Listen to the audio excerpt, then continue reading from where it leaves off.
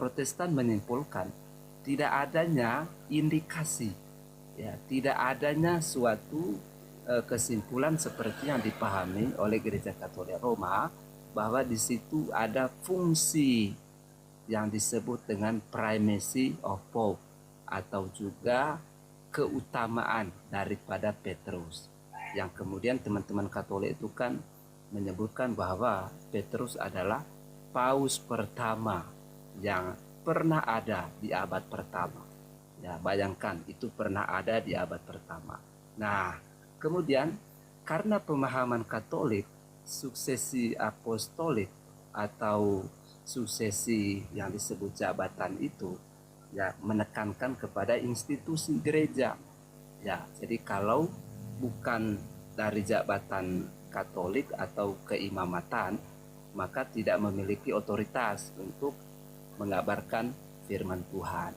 Nah, itu yang ditolak oleh Protestan. Jadi Protestan lebih menekankan apa yang disebutkan dengan suksesi pengajaran atau doktrinal, yang juga kita bisa baca misalnya di dalam 1 Petrus ya, kalau tidak salah pasal 2 ayat yang ke-9 mengatakan bahwa kamulah ya bangsa yang terpilih, imamat rajani, umat kepunyaan Allah sendiri yang dipanggil dari kegelapan menuju terang yang ajaib.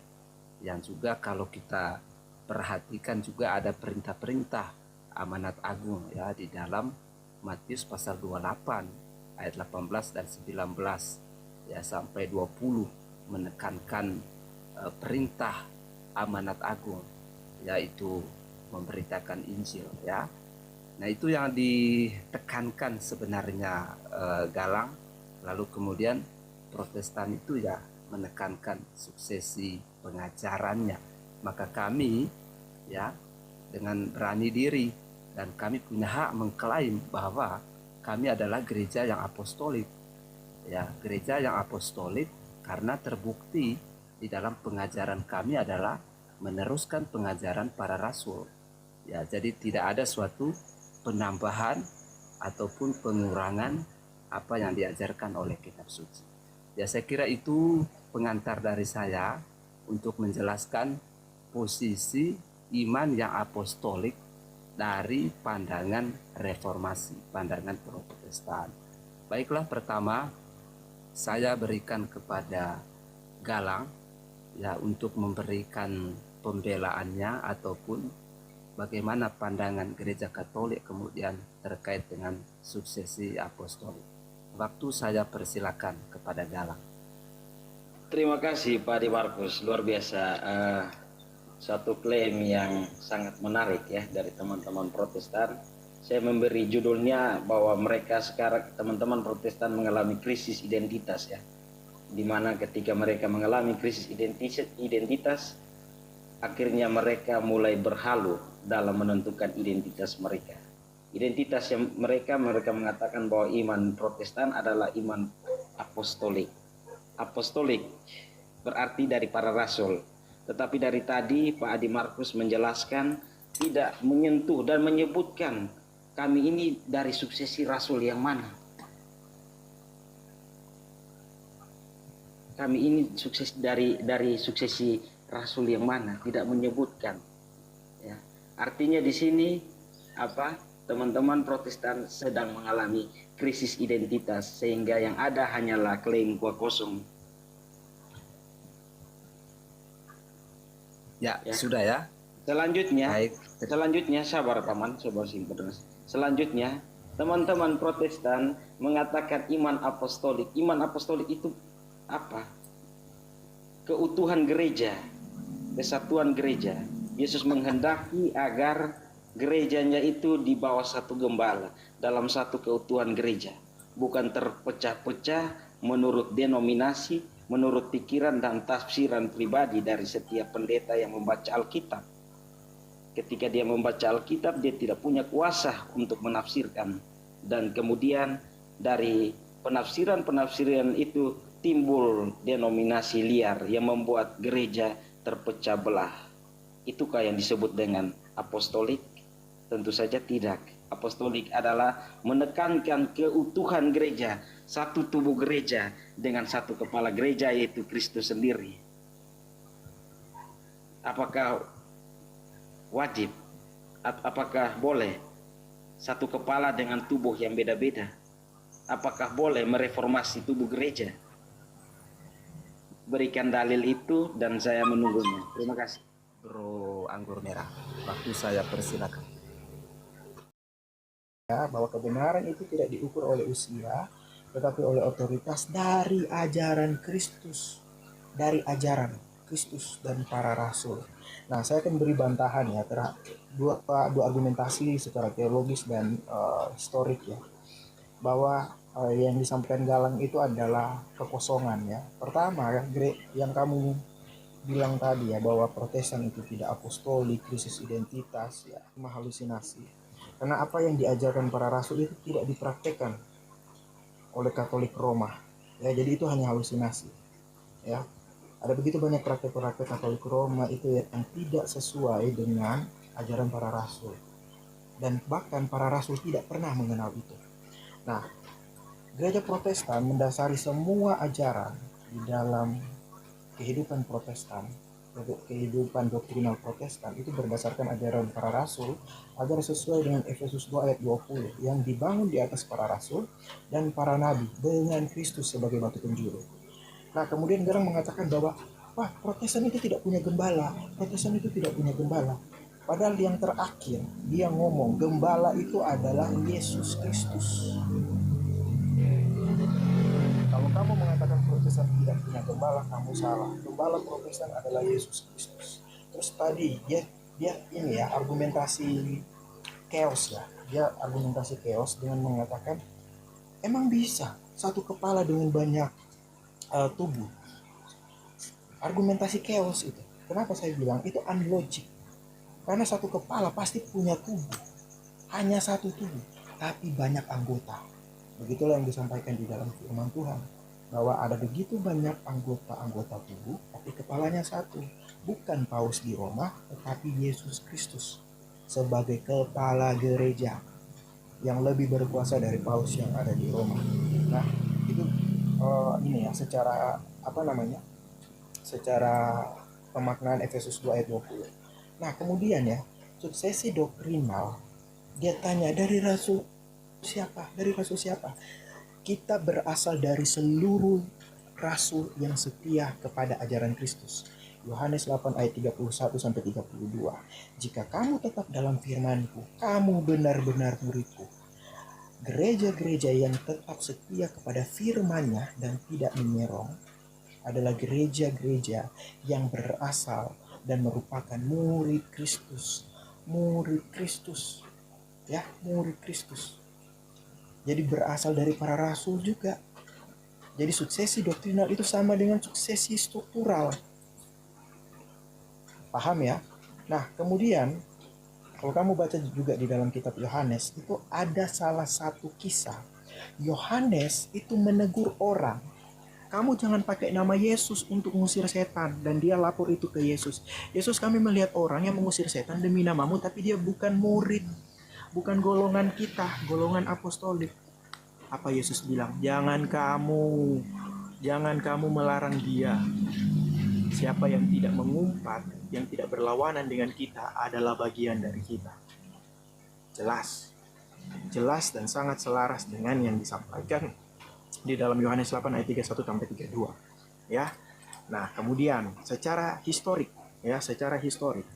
itu Tertullianus ngomong, ya. Tertullianus itu ngomong bahwa ajaran yang benar itu adalah ajaran yang juga memiliki struktur atau juga memiliki suksesi apostolik. Di dalam bukunya Prescription Against Heretic bab yang ke-29, kebenaran tidak diukur oleh usia, tetapi oleh otoritas dari ajaran Kristus. Oke lah ya, saya ambil kutipan dari Athanasius ya, secara historik ya, bahwa satu orang yang setia kepada Injil lebih apostolik daripada ribuan uskup yang menyimpang.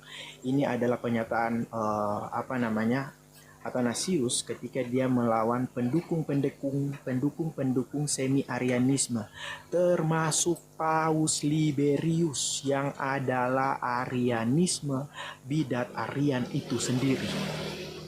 Athanasius mengatakan itu. Nah, pertanyaan saya kepada Galang, kalau kalian betul-betul apostolik, ya, kalian betul-betul apostolik, silakan berikan data kepada saya, kepada kami, ajaran kalian tentang dogma-dogma Maria itu berdasarkan ajaran-ajaran para rasul. Rasul siapa yang ngajarin itu? Silakan. Terima kasih. Itulah yang saya katakan, krisis identitas. Mengatakan iman apostolik tapi tidak punya suksesi apostolik. Identitasnya dari mana dan klaimnya dari mana? Protestan itu bernama Martin Luther. Ya. Ketika Martin di anatema, dia sudah terputus dari garis apostolik itu sendiri. Kemudian muncul John Calvin, seorang pengacara hukum yang hanya belajar undang-undang, tiba-tiba merumuskan sebuah rumusan teologis tentang Calvinis. Nyambungnya di mana dengan suksesi apostolik? Mari kita lihat ya, perintah Yesus untuk menggembalakan domba-dombanya. Protestan punya gembala adalah Yesus sendiri. Itu sangat hayalan dan halusinasi yang tingkat tinggi, karena Protestan hadir di abad ke-16, Yesus di abad pertama. Ketemunya di mana? Tidak pernah ketemu, ya. Kemudian mari kita lihat perintah penggembalaan yang diberikan Yesus kepada rasul, siapakah itu? Coba kita lihat di Yohanes 21 ayat 14 ayat 15 sampai selesai. Perintah yang diberikan kepada Yesus kepada Petrus. Terus, apakah engkau mengasihi aku? Sebanyak 3 kali.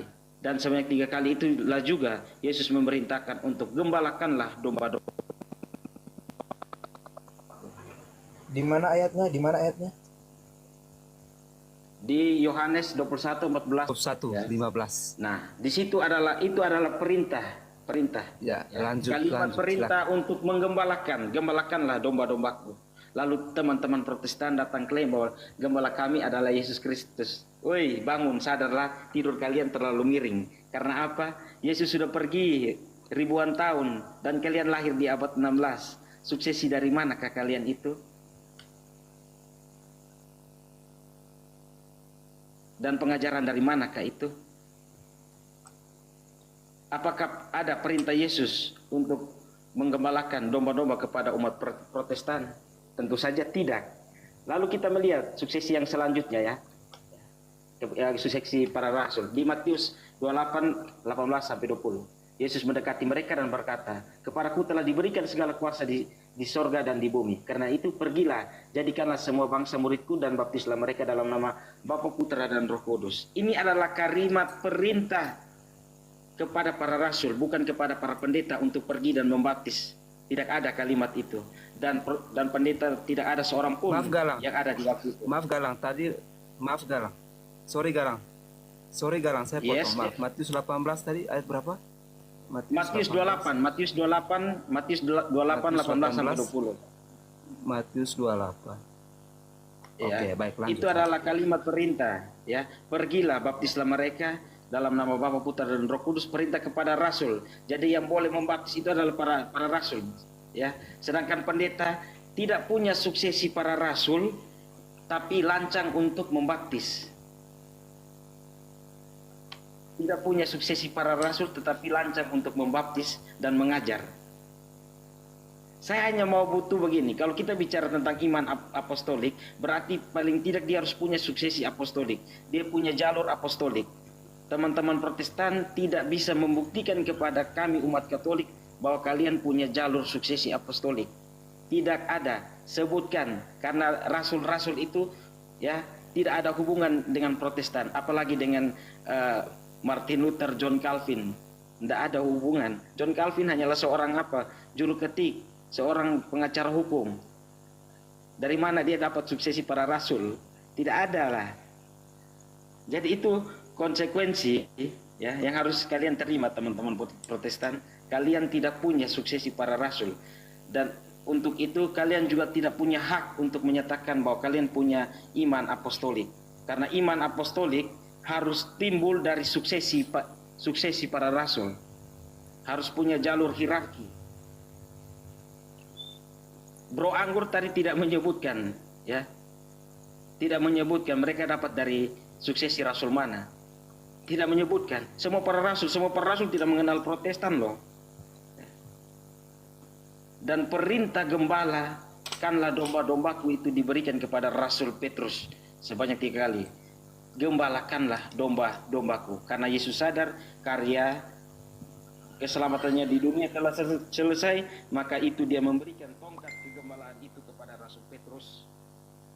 Sehingga Yesus mengenal domba-dombanya itu yang digembalai oleh Rasul Petrus dan para rasul. Sementara teman-teman Protestan mengatakan bahwa kami punya gembala adalah Yesus Kristus, sedangkan Yesus Kristus tidak mengenal mereka Protestan. Jadi simbolnya bahwa klaim teman-teman Protestan mengatakan kalian iman apostolik, sadarlah ya, sadarlah bahwa kalian tidak punya jalur suksesi apostolik. Ya, tapi saya akan bahas 6 poin karena saya catat ya. Nah, jadi gini, memang betul ya, mereka ini krisis pendidikan ya. Sehingga dari tadi argumentasinya hanyalah argumentasi yang dilandasi kepada frame-frame kekosongan. Ya, bolak-balik di situ, struktural, jabatan, suksesi, hanya bolak-balik di situ. Sehingga melupakan pertanyaan yang saya tuduhkan tadi. Kalau betul-betul apostolik, ya, maka ajarannya juga harus apostolik. Sedangkan kekatolikan sekarang itu ajarannya itu tidak apostolik. Makanya saya tanya tadi, rasul mana yang mengajarkan pengajaran apostolik seperti yang ada di Katolik sekarang, misalnya Immaculata atau Purgatorium atau Primus Inter Pares itu. Rasul siapa yang ngajarin itu? Nggak ada. Jadi kalau dibilang rasul-rasul itu tidak mengenal Protestan, sesungguhnya rasul-rasul itu tidak pernah mengenal Roma. Karena apa yang diajarkan sekarang itu tidak pernah diajarkan oleh rasul-rasul Kristus. Makanya kenapa tadi saya kutip, ya. Saya kutip tadi ya di dalam kitab Efesus kan tadi, kitab Yohanes kan tadi saya kutip. Ya, Yohanes 8 tadi. Jika kita di dalam firman-nya Kristus ya, maka kita itu betul-betul adalah murid-murid Kristus. Ya, jadi suksesi doktrinal itu lebih tinggi daripada suksesi struktural. Saya dari tadi berikan data, Garang dari tadi berhipi pria dengan ini ya, dengan argumentasi emosinya dia ya, sehingga tidak ada data yang disajikan, pertanyaan saya tidak dijawab. Ya, tapi saya cukup memaklumi. Oke, saya bantah pertama, tuduhan Protestan baru muncul pada abad yang ke-16. Tuduhan ini ada benar dan salahnya. Benarnya memang benar bahwa kata Protestan itu muncul abad 16. Tapi Protestan bukan hanya melabeli kepada institusi atau lembaga atau gerakan Protestan itu, tetapi memiliki prinsip di dalam Protestan, yaitu back to the Bible, sola scriptura. Dan prinsip sola scriptura ini sudah ada sejak abad ke-12, sudah ada sejak abad ke-14, yaitu pada zaman Wycliffe, abad ke-15 pada zaman John Hus, dan abad 12 itu pada zaman Waldensian. Dan jauh pada saat itu kamu bisa baca di dalam Kisah Para Rasul 17. Jemaat Berea itu adalah jemaat yang menerapkan prinsip Protestan, yang back to the Bible, Protestan. Kamu harus bantah itu ya, itu prinsipnya di situ. Seperti halnya kata Tritunggal tidak ada di dalam kitab suci, tetapi prinsip Tritunggal ada di dalam kitab suci.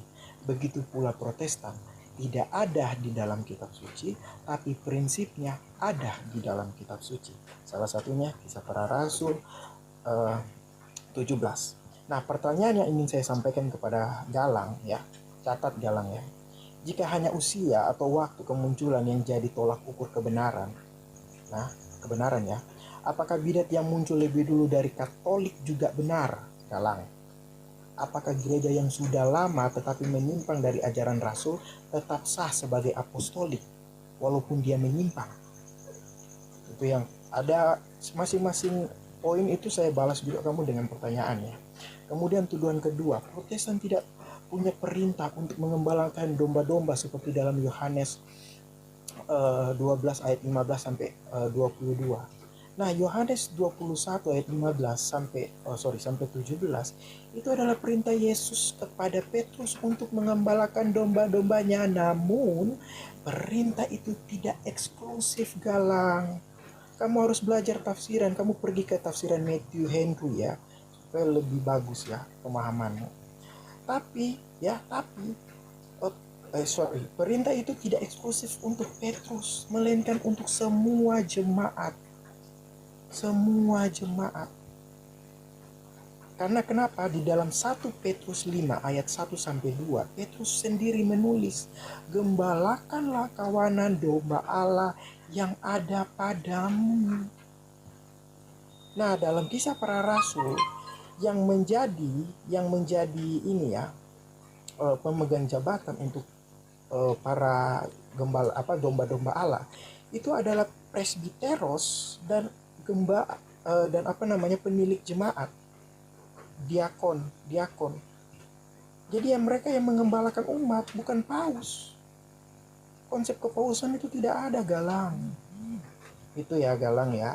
Jadi pertanyaannya ke kamu, Galang, apakah Yesus pernah menyebutkan bahwa hanya ada satu orang, Petrus atau paus, yang boleh mengembalakan gerejanya? Apakah hanya gereja itu hanya boleh digembalakan oleh para paus dan Petrus gitu, yang merupakan suksesi dari Petrus yang kalian klaim? Nah, itu kamu harus jawab ya. Kemudian tuduhan yang ketiga, Protestan tidak punya suksesi apostolik. Itu saya sudah jawab tadi ya. Nah, Protestan itu jelas menolak suksesi struktural jabatan ya. Karena jabatan struktural itu banyak mengandung kesalahan. Misalnya ada begitu banyak paus-paus yang melakukan kebijakan, ada begitu banyak paus-paus yang memanipulasi jabatan, sehingga jabatan struktural itu ditolak. Ya, tetapi jabatan doktrinal, makanya itu iman suksesi, iman apostolik itu, doktrinal itu. Artinya apa? Ada kesinambungan ajaran para rasul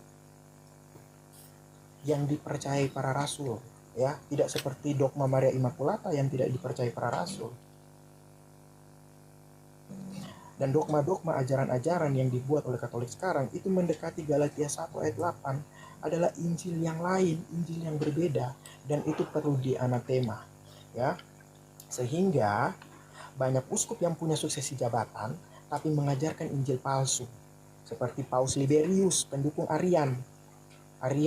Tahu kan bidat Arian? Selanjutnya ya, karena para rasul sendiri menurut suksesi jabatan dan suksesi struktural tidak terhubung langsung dengan Protestan, apalagi dengan John Calvin dan bidat-bidat yang lainnya, tidak ada hubungan. Terus yang kedua, pernyataan Pak Anggur Merah yang bilang bahwa rasul-rasul tidak mengenal Roma. Hei, bacalah dulu Alkitab tuh. Rasul Paulus menulis surat kepada jemaat di Roma. Artinya rasul-rasul mengenal ada umat Katolik di Roma. Selanjutnya, dikatakan bahwa di Yohanes 21:14-22 itu bukan perintah eksplisit. Itulah mengapa teman-teman Protestan akibat dari tidak punya magisterium, mempunyai tafsiran yang beda, akhirnya keluar statement seperti ini. Saya bacakan ya. Di Yohanes 21, sesudah sarapan Yesus berkata kepada Simon Petrus. Dia di sini dia bicara dengan Simon Petrus, ya. Simon, anak Yohanes, apakah engkau mengasihi aku? Dia tidak menyebut di situ tuh ada para rasul-rasul yang lain. Jadi klaim dari teman-teman Protestan terhadap Yohanes 21 itu bahwa itu tidak eksplisit, itu gugur ya. Karena di sini dia bicara kepada Petrus ya. Kepada Rasul Petrus, bahwa tongkat penggembalaan itu jelas diberikan kepada Rasul Petrus ya. Sehingga Yesus berkata di situ apa? Sebanyak 3 kali, gembalakanlah domba-dombaku.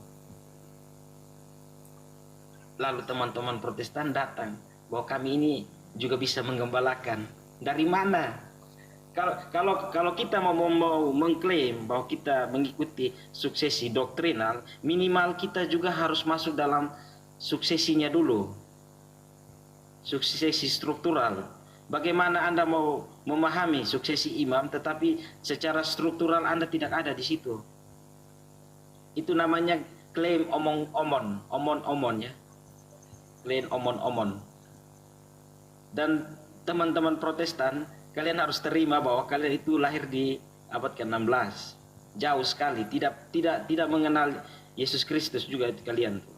Terus yang berikut terkait dengan sola scriptura. Saya pengen tahu deh, ya, otoritas mana yang memberikan, siapakah yang memberikan otoritas tertinggi kepada sola scriptura, kepada Alkitab? Apakah Yesus mengenal sola scriptura? Atau klaim sola scriptura itu adalah sebuah klaim omon-omon dari sekelompok orang saja, sedangkan dia tidak ada yang memberikan otoritas kepada sola scriptura, kepada Alkitab. Dan selanjutnya, untuk memahami tentang apa ya, tentang iman apostolik, saya tekankan ulang ya, bahwa di Matius 28 itu yang kalian bilang itu amanat agung, amanat untuk semua orang. Tolonglah bacalah dengan jujur ya. Di situ Yesus bicara kepada 11 rasul yang di situ, bukan kepada semua orang. Jadi sehingga kuasa untuk menjadikan semua bangsa murid dan membaptis itu hanya kuasa suksesi rasul saja. Sehingga kalau mau membaptis berarti kalian juga harus ambil bagian dalam suksesi rasul itu. Masa kalian tidak bagian dari suksesi tersebut, terus kalian boleh untuk membaptis orang sembarangan? Tidak bisa lah. Minimal itu harus bergabung dulu dengan suksesi tersebut, baru boleh untuk menjadikan semua bangsa murid-murid. Protestan kan tidak ada di situ kan? Dia kan tidak menerima suksesi secara struktural. Lalu apa hak dia untuk menerima suksesi iman, suksesi doktrinal?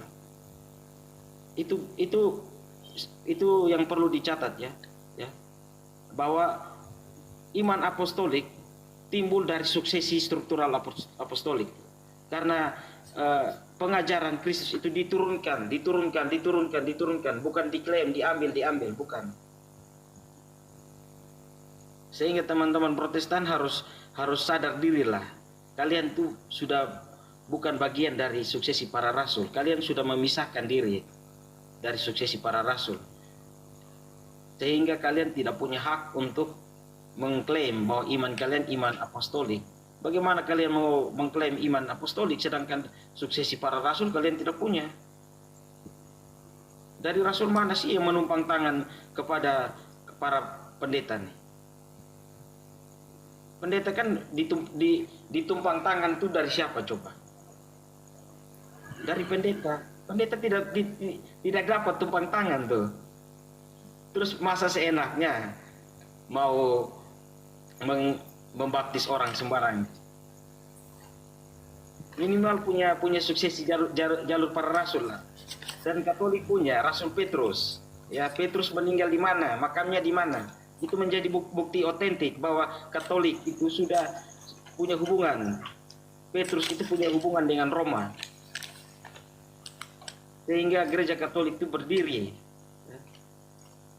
dari gembala sang Rasul Petrus yang diberikan amanat, diberikan tongkat kegembalaan langsung dari Yesus di Yohanes tadi itu. Jadi kalau kalian bilang eksplisit, baca dong. Dia bicara sama siapa? Dia bicara pada Petrus, gembalakanlah domba-dombaku. Petrus, gembalakanlah domba-dombaku. Terus Protestan, Yesus tidak ada perintah untuk kalian. Tidak kenal kalian juga. Kasih saya dong, kasih saya data bahwa Protestan, Yesus mengenal Protestan. Tongkat penggembalaan itu sudah dikasih kepada Petrus tuh. Dan itu sangat jelas tuh, ya. Gembalakanlah domba-dombaku. Dia bicaranya kepada siapa? Kepada Petrus. Sedangkan Protestan Tidak ada. Jadi gini, dalam tinjauan ini ya, tinjauan linguistik, Galang kamu belajar tinjauan linguistik ya. Jadi di situ ada tiga kalimat ya. Pertama, boskenta arnia mou, itu gembalakanlah anak-anak dombaku. Kemudian ada poimaine ta propata mou, gembalakanlah domba-dombaku. Sama juga ya. Boskenta probata mou, gembalakanlah domba-dombaku. Kalau kita baca memang terjemahan LAI itu seperti itu. Tapi kalau kita memahami di dalam bahasa Yunani koine, kata bosko itu memberi makan, mengembalakan. Sedangkan poimaino itu memimpin kawanan.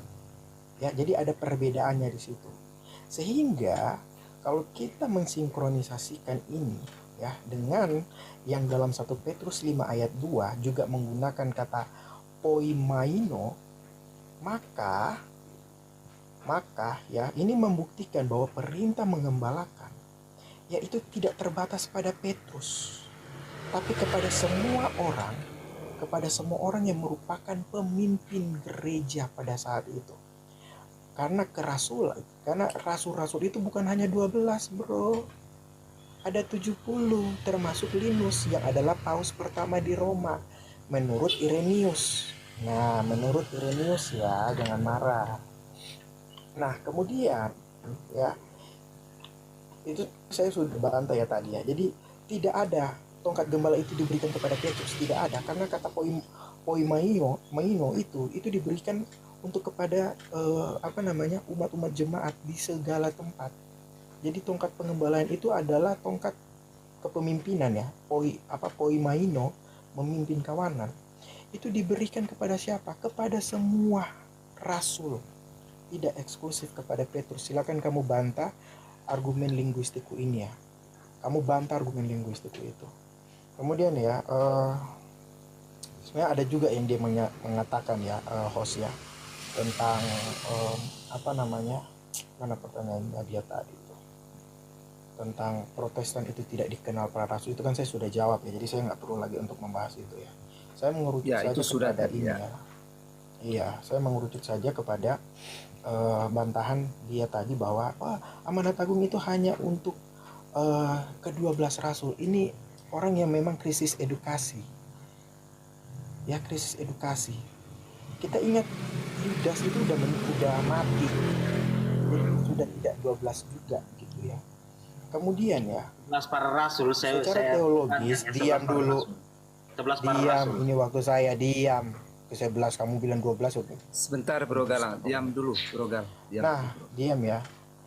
Kemudian kalau kita baca ya, amanat ini hanya untuk kalau Matius 18 ayat Matius 28 ayat 18 sampai 20 ya. Karena itu pergilah bla bla bla bla itulah ya. Senantiasa sampai pada akhir zaman. Nah, poin kunci untuk memaknai ini adalah sampai akhir zaman. Nah, jadi amanat ini bukan hanya untuk satu generasi, Galang. Bukan hanya generasi pada saat itu. Enggak. Karena kenapa? Karena dari dalam bahasa Yunani koine hingga akhir zaman itu menggunakan kata heos te syntaileus tou oinos. Ini menunjukkan bahwa amanat agung itu berlaku terus menerus beyond the lifetime. Beyond the lifetime, ya. Jadi berlaku untuk terus menerus. Kamu bantah linguistikku ya. Nah, kemudian perintah ini adalah perintah kelanjutan. Ini bukan perintah akhir final pada momen itu, enggak. Ini perintah berkelanjutan, kontinuitas. Kamu paham kontinuitas kan? Karena kenapa? Di dalam 2 Timotius 22 ayat 2, Paulus memerintahkan Timotius, apa yang telah engkau dengar dariku, percayakanlah kepada orang-orang yang dapat dipercaya, yang juga cakap mengajar orang lain. Nah, amanat agung ini juga diwariskan secara turun-temurun kepada seluruh orang Kristen yang memiliki iman apostolik itu, iman para rasul. Kalau kamu hanya menekankan kepada suksesi, iya harus suksesi struktural, jabatan. Hey bro, Yudas itu apostolik secara struktural, tapi dia tidak beriman apostolik. Ya, jedar. Kemudian kamu harus juga baca ya secara historikal ya di dalam kitab Didache. Dalam kitab kamu tahu nggak kitab Didache? Mudah-mudahan kamu tahu ya. Ya, yang dimana di dalam kitab Didache ini penginjilan itu adalah tugas jemaat. Jadi pada saat itu penilik-penilik jemaat, orang-orang Kristen itu saling membaptis satu dengan yang lain. Jadi tidak hanya untuk para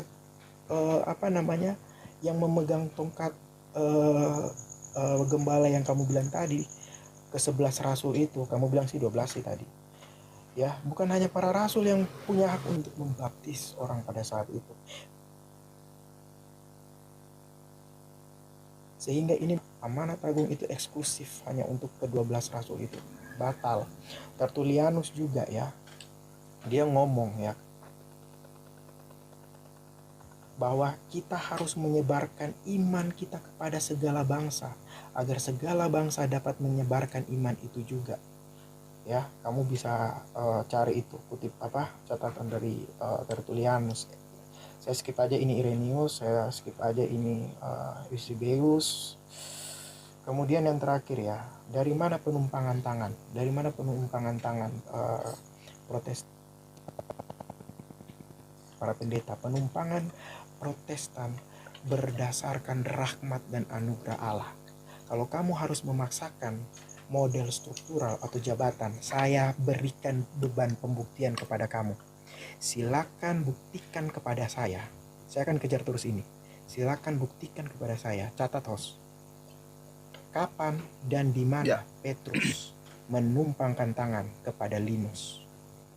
Baik, saya sangat terbahak-bahak karena Bro Anggur Merah tidak menyimak baik-baik ya pernyataan saya.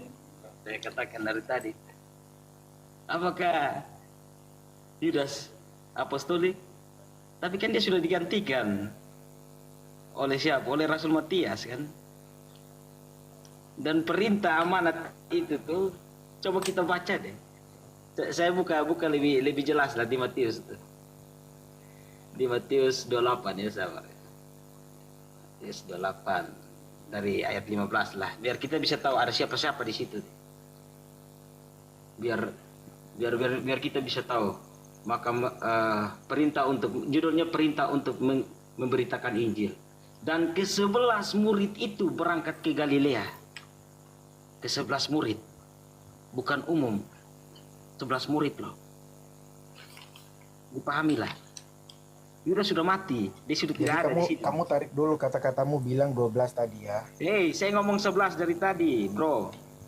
Telingamu mungkin tersumbat dengan iblis tuh. Saya ngomong 11 lah. Ya, kita baca di sini nih. Dan ke-11 murid itu berangkat ke Galilea, 11 orang. Terus lu bilang itu amanat umum untuk semua orang. Ngaco kalian tuh.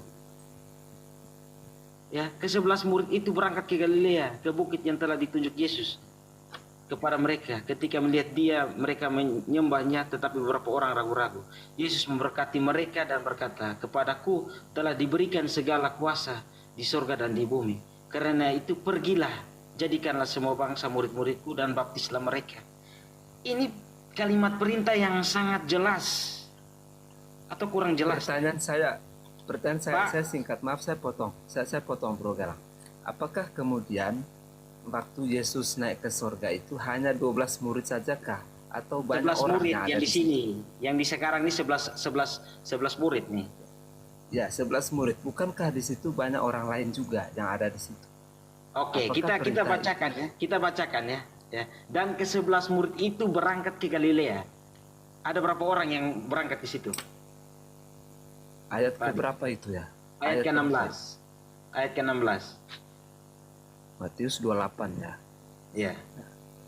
Dan ke-11 murid itu berangkat ke Galilea. Ya, saya bacakan. Dan ke-11 murid itu berangkat ke Galilea. Stop. Tipu-tipu bilang itu amanat umum. Ke bukit yang amanat agung umum. Ke bukit yang telah ditunjukkan Yesus kepada mereka. Ketika melihat dia, mereka menyembahnya, tetapi beberapa orang ragu-ragu. Yesus mendekati mereka dan berkata, "Kepadaku telah diberikan segala kuasa di sorga dan di bumi. Karena itu pergilah, jadikanlah semua bangsa muridku, dan baptislah mereka dalam nama Bapa, Anak, dan Roh Kudus. dan ajarlah mereka melakukan sesuatu yang Di telah situ kuperintahkan Yesus ngomong kepadamu, kepada siapa? dan Di situ ketahuilah, Yesus ngomong kepada siapa, Aku Pak Adi? menyertai kamu sampai Di situ kepada Yesus akhir ngomong zaman. kepada siapa tuh, Pak Adi? Subjeknya Ya, kepada siapa tuh? yang hadir di sini kan memang terdapat ke-11 muridnya. 11 orang kan? Tidak ada orang-orang lain lagi kan? Tetapi kan di ayat yang Tetapi lain bagaimana, Pak ada Adi? ada banyak orang yang saat Ada Yesus banyak orang di mana nih? bersabda. Mana informasi dalam perikop itu ada banyak orang, Pak Adi? Mana informasi dalam perikop ini? Ada banyak orang. Di dalam teks yang lain, misalnya di dalam No. Lukas. Sekarang kita Pastor ngomongin Adi, sekarang di Matius. selesain dia Matius dulu, 28. nanti gue bantah. Gampang banget kok. Ya, oke. Biarin dulu, nanti gue Baik. bantah. Ya. Gampang. Ya, silakan 11 lanjutkan di murid. dalam. Di sini ini secara jelas subjeknya tuh 11 murid ya. Judulnya pun jelas, perintah untuk memberitakan Injil. Jadi stop tipu-tipu, stop apa? Karena perintah untuk memberitakan Injil tuh tidak diberikan kepada Protestan apalagi pendeta tuh. Tidak ada. Dan Pak Adi sendiri tadi sudah mengakui. Dan selanjutnya terkait dengan tradisi ya tentang apostolik. Tadi Pak Anggur Merah sudah sangat tepat menjelaskan pengajaran itu diberikan turun temurun. Terus Protestan dapat dari siapa pengajaran itu? Turun temurun dari Rasul siapa? Tidak ada ya jawaban. Tidak ada. Suksesinya sudah terputus ketika Martin Luther dianatema tuh, diekskomunikasi dan dikeluarkan. Suksesinya sudah runtuh di Protestan tuh. Protestan tidak berani menunjukkan tuh dari Rasul mana. Tadi kan Bro Anggur Merah sudah menegaskan apa itu iman apostolik tuh. Diturunkan turun temurun. Nah, dari para rasul ini ada sampai di Protestan atau tidak? Tidak sampai. Bisakah tunjukkan ajaran para rasul yang sampai kepada orang Protestan? Tidak ada, sudah lenyap ketika Martin Luther tuh. Jadi sangat jelas ya, sangat jelas bahwa perintah untuk pergilah baptislah mereka dalam nama Bapa, Putra dan Roh Kudus itu subjeknya itu kepada ke-11 para rasul.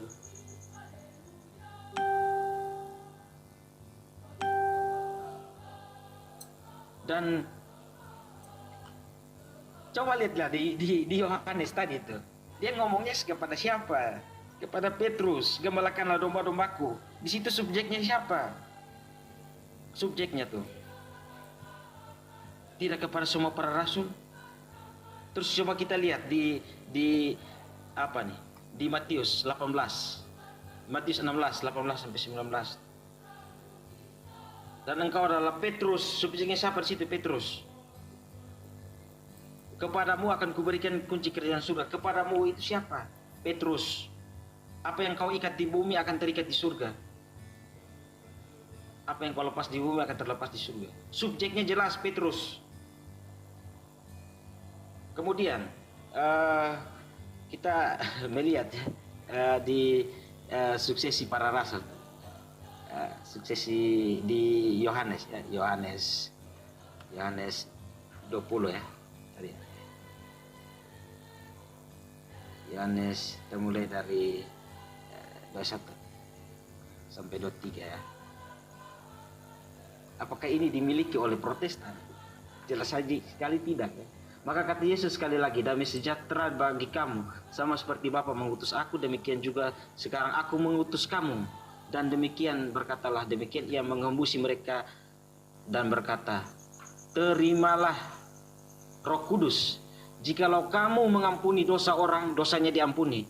Dan jikalau kamu menyatakan dosa orang ada, maka dosanya tetap ada. Itulah kuasa pengampunan dosa yang diberikan kepada para rasul, kemudian diturunkan dan dijaga, diwarisi oleh Gereja Katolik. Bahkan dalam bantahan Martin Luther dalam tesisnya nomor 71 dia bilang apa? Biarlah orang yang menentang kebenaran pengampunan dosa paus terkutuk dan terkucil. Di situ menegaskan bahwa Gereja Katolik punya suksesi para rasul, suksesi pengampunan dosa. Lalu Protestan mau minta ampun kepada siapa? Kepada Tuhan. Tuhan saya tidak kenal. Jadi secara jelas Gereja Katolik punya suksesi para rasul tuh, karena punya itu rentetan waktunya itu jelas. Petrus mati di mana? Matinya di Roma tuh. Itu sudah menjadi bukti otentik. Jadi perintah pergilah, baptislah mereka dalam nama Bapa, Putra dan Roh Kudus dalam perikop Matius itu jelas subjeknya kepada siapa? Kepada 11 orang. Jadi 11 orang para rasul yang kemudian meneruskan, ya. Itu yang disebut dengan suksesi para rasul itu. Terus pendeta dapat dari kasih karunia. Stop berhalu lah. Tidak ada kasih karunia di dalam kalian tuh. Tiba-tiba datang bilang kasih karunia. Kasih karunia kok beda-beda. Pendeta A-nya baptisnya gini, pendeta B baptisnya begini. Itu karena apa? Karena tidak punya suksesi para rasul. Makanya saudara Anggur dia dari tadi tidak menyebutkan dapat suksesinya itu tidak punya, karena Protestan ketika Martin Luther sudah diekskomunikasi putus. Sudah tidak punya ada lagi tuh. Apalagi John Calvin. Siapa lagi? Si Ellen G. White dan antek-antek bidah Protestantisme itu sudah tidak punya suksesi para rasul, lalu kalian mengklaim bahwa kami dapat karena kasih karunia. Gila kah? Selama-lamanya amin. Tambah lagi Katolik. Selama-lamanya amin. Apakah benar sudah ada suksesi apostolik dalam Protestantisme? Penilaian kritis teologis atas diskusi Galang dan Anggur Merah. Katolik selama-lamanya amin. Selama-lamanya amin, Katolik. Diskusi hangat antara Galang dari pihak Katolik dan Anggur Merah dari Protestan mengangkat tema suksesi iman apostolik dengan moderatornya Pendeta Adi Markus. Pertanyaan saya, apakah benar sudah ada suksesi apostolik dalam Protestantisme? Ini beberapa catatan kritis teologis saya. Yang pertama, tema yang diangkat adalah suksesi iman apostolik. Dari temanya saja sudah melanggar prinsip sola scriptura, di mana kitab suci sebagai satu-satunya sumber kebenaran, dan bahkan juga melanggar prinsip sola fide, hanya iman yang bersumber dari Yesus Kristus, bukan suksesi apostolik. Secara teologis, tema ini sebenarnya harus berasal dari Galang, pihak Katolik yang mengakui suksesi apostolik dalam pengajaran iman Katoliknya, karena Protestantisme tidak mengakui suksesi apostolik selain kitab suci sebagai otoritas tertinggi yang bersumber dari sola fide, hanya iman. Menarik bahwa Protestantisme juga sudah mulai mengakui suksesi apostolik, entah dari mana asalnya. Ini baru untuk saya. Yang kedua, meneruskan pengajaran para rasul berarti Anda harus menerima tradisi. Bila Protestantisme berbicara tentang suksesi iman apostolik yang diwariskan oleh para rasul, berarti Anda sedang berada dalam tradisi apostolik. Bukankah Protestantisme sudah menolak tradisi? Ini ironis, kawan. Yang ketiga, suksesi apostolik bukan suksesi pengajaran bapak-bapak gereja.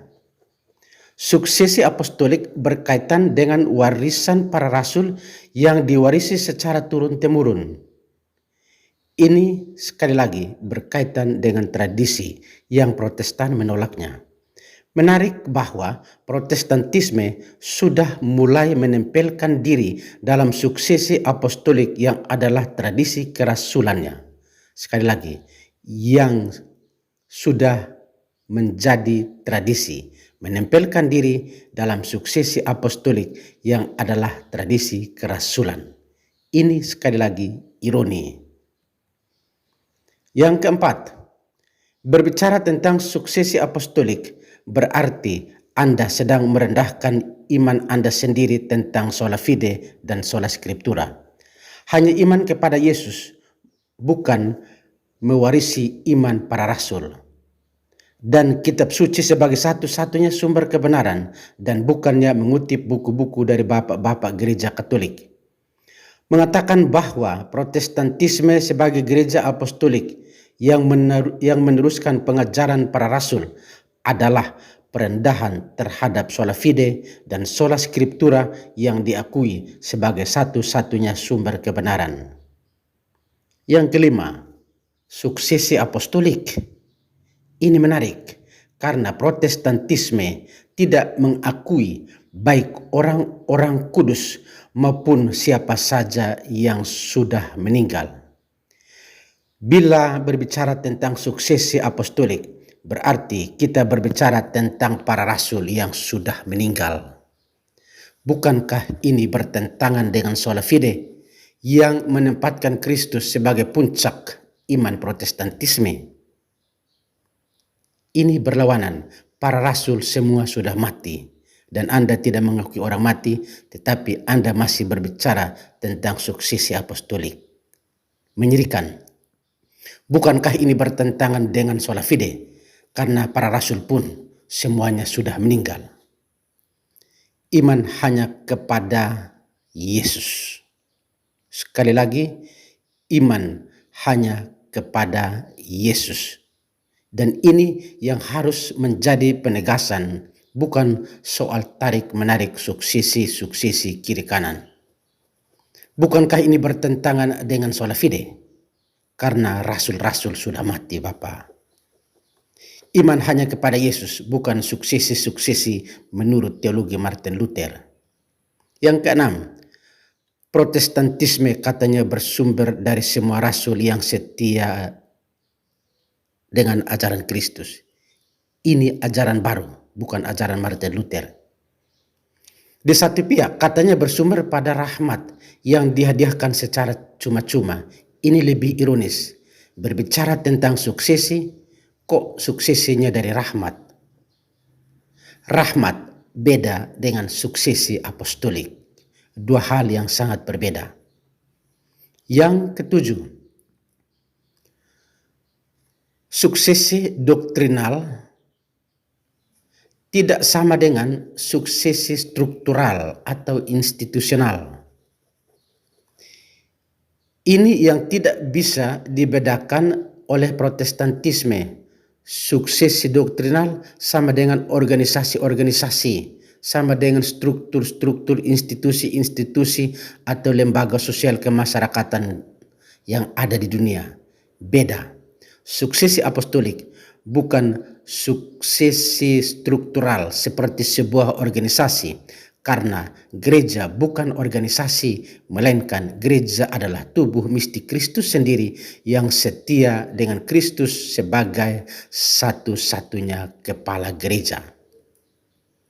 Yang kedelapan, ketika Protestan mau memaksa dirinya untuk berbicara tentang suksesi apostolik, itu berarti Anda secara tidak langsung, pertama, mengakui tradisi, karena suksesi apostolik adalah tradisi para rasul yang diwariskan secara turun-temurun atas amanat Yesus Kristus. Yang kedua, Anda sendiri sedang merendahkan pengajaran Anda tentang sola fide dan sola scriptura. Yang ketiga, mau semua rasul pun sebagai dasar suksesi apostolik Anda, itu artinya Anda sedang menerima tradisi gereja. Poin ke-9 yang menjadi catatan kritis saya. Anjuran praktis untuk Protestantisme. Sebaiknya Anda lebih fokus pada ajaran sola fide, sola gratia, dan sola scriptura.